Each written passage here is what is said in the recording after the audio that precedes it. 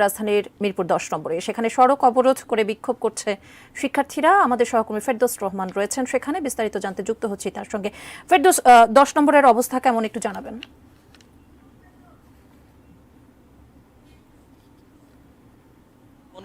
মিরপুর 10 নম্বরে দাঁড়িয়ে আছি। সকাল থেকে এখানকার পরিস্থিতি বেশ স্বাভাবিকই ছিল, কিন্তু দুপুর 12টার দিকে এখানে ছাত্ররা আসতে শুরু করে। আপনি দেখতে পাচ্ছেন নিশ্চয়ই আমার পেছনে ছাত্ররা তারা দুপুর 12টার দিকে মিরপুর 10 নম্বর এলাকায় আসে এবং তারা বিক্ষোভ শুরু করে। বিভিন্ন রকম কাগজে বিভিন্ন রকম প্রতিবাদী কথা লিখে, তাদের মধ্যে শহীদদের যারা এই আন্দোলনে যারা পুলিশের গুলিতে নিহত হয়েছেন তাদের হত্যার বিচার, এবং তারা বলছেন যে তারা এইখানে তারা বিচার দাবি করেন। যতগুলো ঘটনা ঘটেছে, যে মৃত্যুগুলো হয়েছে, এই মৃত্যুগুলোর সুষ্ঠু তদন্ত করা হয়। এবং একটি কথা তারা বলছেন যে সরকারের পক্ষ থেকেই যে উস্কানিগুলো দেওয়া হয়েছে, যে কারণে এই ছাত্র জনতাকে মাঠে রাস্তায় নেমে আসতে হয়েছে, এবং তারা বলছেন যে এখন এই মুহূর্তে সরকারের কোনো কথার উপরে তারা আস্থা রাখতে পারছেন না, এবং সরকার বিরোধী নানা স্লোগানও কিন্তু দেয়া হচ্ছে ছাত্রদের পক্ষ থেকে।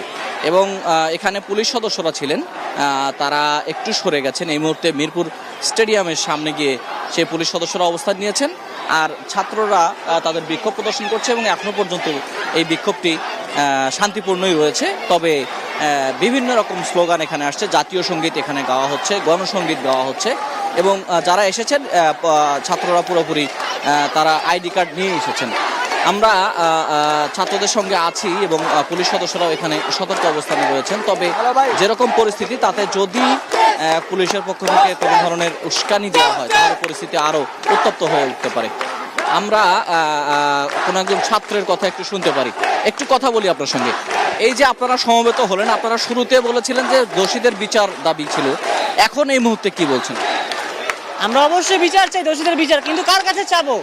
লুটেদের কাছে চাবো? খুনিদের কাছে চাবো? তারাই আমাদের নৃশংস ভাইদের, আমাদের নিপীড়িত ভাইদের উল্টা তারা মামলা দিচ্ছে, মামলা দিয়ে তাদেরকে হয়রানি করছে। এর বিচার চাই আমরা, এর দাবি চাই। কিন্তু কার কাছে চাবো? সবাই করাপ্টেড, সবাই দুর্নীতিবাজ, সবাই খুনি, সবাই লুটেরা। শুনছিলেন আসলে বক্তব্য এক একজনের মধ্যে এক এক রকম বক্তব্য আসছে, কিন্তু তারা একটা কথা বলছেন, জাস্টিস জাস্টিস বলে এই মুহূর্তে তারা স্লোগান দিচ্ছেন। কিন্তু এই জাস্টিসটা তাদের কথা হচ্ছে জাস্টিস কে করবে, কে নিশ্চিত করবে, সেটা আগে সবার আগে আস্থায় নিয়ে আসতে হবে তাদেরকে। তাহলে এই ছাত্র জনতার যে আন্দোলন সেটি থামবে। এরকমভাবে বৈষম্যবিরোধী ছাত্র আন্দোলনের ব্যানারে যে আন্দোলনগুলো দেওয়া হচ্ছে, আসলে সমন্বয়কারীদের মধ্যে কেউ কেউ আন্দোলনের ইতোমধ্যে আমরা দেখেছি যে অনলাইনে অনেকগুলো ঘোষণা এসেছে যে আন্দোলন 7 দিনের জন্য স্থগিত করার জন্য। কিন্তু এই ছাত্ররা বলছেন যে তারা সেই দাবিগুলো পূরণ না হওয়া পর্যন্ত তাদের আন্দোলন চালিয়ে যাবেন। এখন পর্যন্ত সেই রকমই চলছে, মিছিল চলছে, এবং আরও ছাত্ররা মিরপুরের অন্য অন্য যে এলাকাগুলো আছে সেই এলাকাগুলো থেকে ছাত্ররা জমায়েত হচ্ছেন। এবং সেই সঙ্গে আমি দেখেছি বেশ কিছু অভিভাবকও এই ছাত্রদের মিছিলে যোগ দিয়েছেন। এখন মিরপুর 10 নম্বরে একটু আগেও যান চলাচল ছিল, কিন্তু ছাত্ররা রাস্তায় বস্তা ফেলে এই যান চলাচল বন্ধ করে দিয়েছেন এবং বিভিন্ন রকম দেয়াল লিখন তারা করছেন, সেগুলো চলছে, এবং সেই সঙ্গে মিছিলও চলছে। একটু পুলিশ, যদি আমার ক্যামেরা পার্সনকে বলি, একটু পুলিশের অবস্থান এখান থেকে দেখানো হয়তো সম্ভব হয়। পুলিশ কিন্তু বেশ দূরে অবস্থান নিয়েছে এবং তারা বেশ সতর্ক অবস্থায় রয়েছে। তবে এখনো পর্যন্ত কোনো ধরনের সংঘাত বা কোনো ধরনের আইনশৃঙ্খলা পরিস্থিতির অবনতি করে এরকম কোনো বিষয় এখনো পর্যন্ত ঘটেনি।